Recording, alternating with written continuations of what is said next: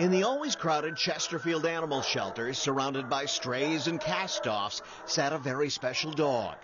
Not your typical pound puppy or mongrel, but a well-bred animal that looked much like this one. She was a pampered and much-loved dog. In fact, you might say she was loved to death. Emma arrived at the shelter March 8th.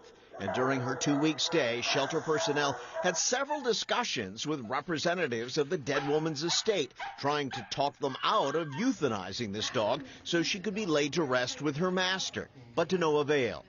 The minute Emma left the shelter, she was taken to a local vet and put down, leaving shelter workers heartbroken. We did suggest to them that they could sign the dog over on numerous occasions, because it's a dog that we could easily find a home for and rehome it. But ultimately, they came back in on March 22nd and redeemed the dog back. After Emma was euthanized, her remains were taken to a local pet cremation center. Her ashes were then placed in an urn and returned to the authorized representative of the estate, all in accordance with the dead woman's will. It's not legal to put a dog, cremated remains, or an animal in a casket and bury them. Meet Larry Spiaggi. With this. He's president of the Virginia Funeral Directors Association and owner of Morissette Funeral and Cremation Services. Come here.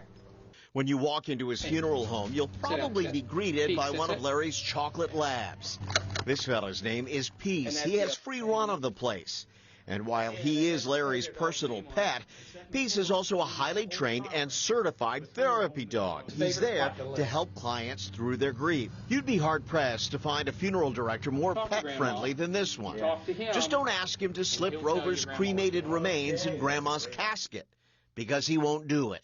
I am licensed by the state of Virginia, so I have a license on the line with the Health Professions Board, so I cannot do it. And finding a vet to euthanize a healthy dog or cat won't be easy. Pets are personal property in the eyes of the law, and putting down a healthy dog or cat is by no means illegal.